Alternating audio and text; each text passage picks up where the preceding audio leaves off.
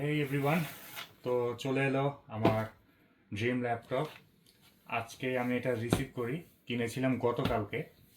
তো আজকে কেন আমার রিসিভ করতে হলো, ফ্যাক্ট ইজ আমি মডিফিকেশন করেছি। আমি স্টোরেজটা আপগ্রেড করেছি। আমি 4 TB এসএসডি নিয়েছি।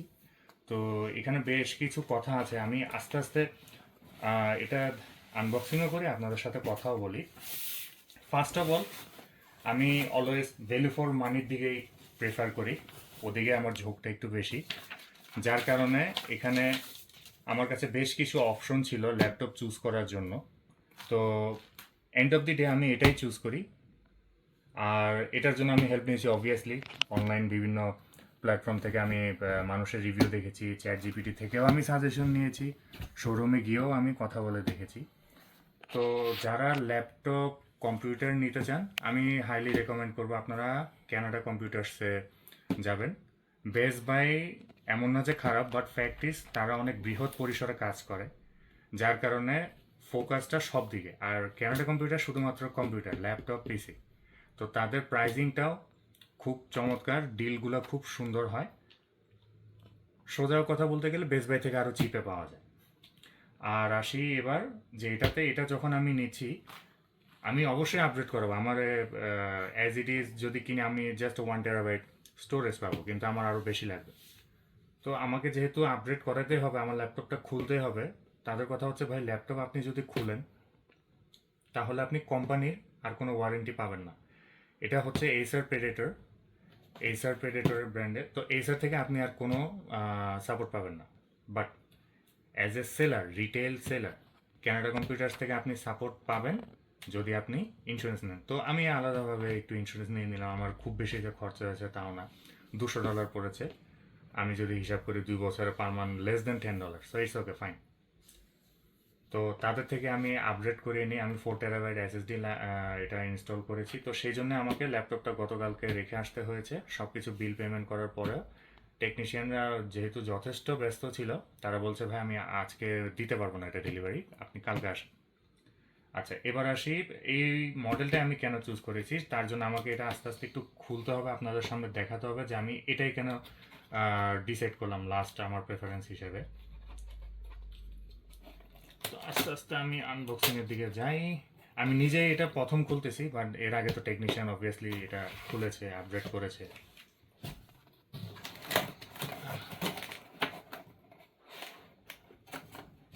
তো সামনে চলে আসলো, একটু এই সাইড থেকে খুলি আমরা। প্রেডাটর, এই হচ্ছে আমার প্রেডাটর। এটা আমার ওই যে আমার যে স্টোরেজ আপগ্রেড করেছে সেটার জন্য। মডেলটা হচ্ছে এইসাস প্রেডাটরের হিলিয়াস 16S। এসটা এই জন্য কারণ হচ্ছে স্লিম, আর লাস্টে AI that means AI supported processor. আমরা কিছু কার্ড পেয়ে যাব। আর এই হচ্ছে অ্যাকচুয়াল ল্যাপটপ। এটা একটু পর আমি দেখতেছি, সাথে বেশ কিছু ডকুমেন্টেশন, ওয়ারেন্টি। যদিও আমি ও কোম্পানি থেকে ওয়ারেন্টি পাবো না, আমি এটা খুলেছি, আপডেট করেছি, সো এটার ব্যাপারে আর বলে লাভ নেই এখন। আর এটা হচ্ছে পাওয়ার অ্যাডাপ্টার। ওকে, নাইস, ফাইন। আপাতত এগুলা রাখি এদিকে দিকে। এই হচ্ছে ইয়ো, এই হচ্ছে আমার কাঙ্ক্ষিত ল্যাপটপ। কাছ থেকে যদি দেখেন, এটা হচ্ছে তার ফ্রন্ট লুক। পিছনে আপনারা যদি খেয়াল করেন, এবার আস্তে আস্তে আমি বলি একটা একটা করে যে কেন আমি এটা চুজ করেছি। আমি কাটানা সিরিজও দেখেছি, আমি এইচপির ভিক্টাস, ওদিকে এছাড়াও গিগাবাইট, হ্যাঁ, তো এইসাস, তো সবকটা ব্র্যান্ডের মধ্যে দেখেছি, হাবি জাবি A to Z। আমি টাফ সিরিজও দেখেছি এইসাসের। যাই হোক, তো যে জিনিসগুলো কমতি বা এক্সট্রা হাবিজাবি হিসাব করার কারণে আমি এটা পিক করেছি।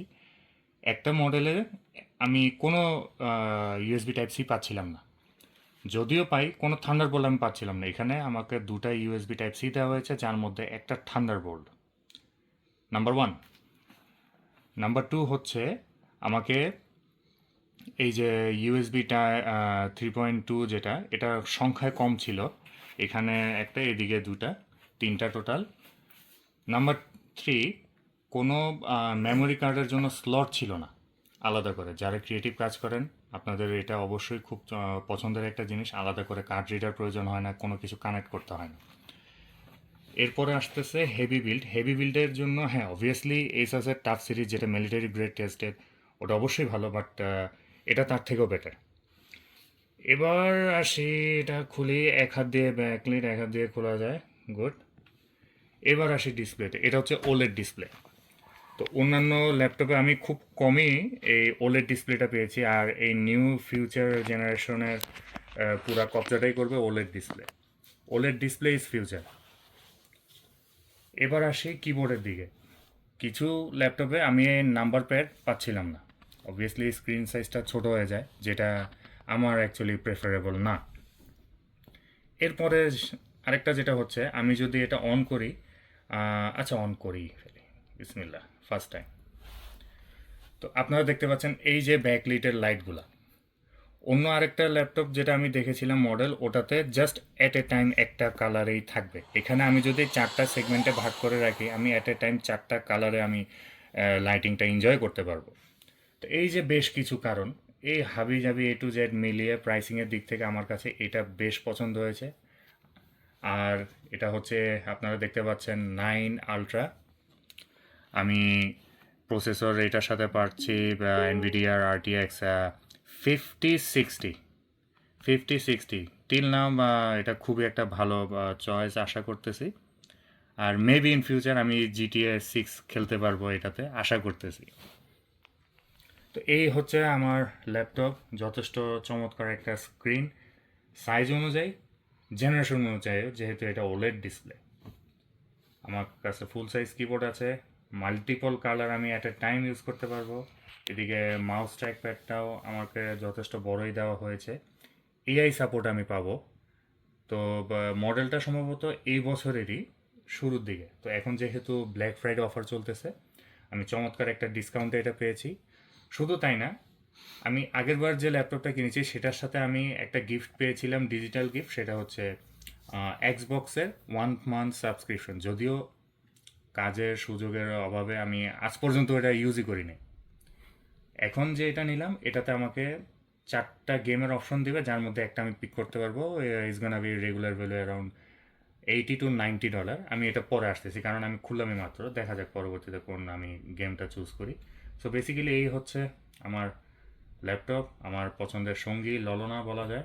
ধন্যবাদ সবাইকে, আশা করি আপনাদের সাথে পরবর্তী নতুন কোনো এক ভিডিওতে দেখা হবে, হয়তো বা নতুন কোনো অভিজ্ঞতা নিয়ে। টিল দেন ভালো থাকবেন, tata, bye bye, thanks for your time, take care.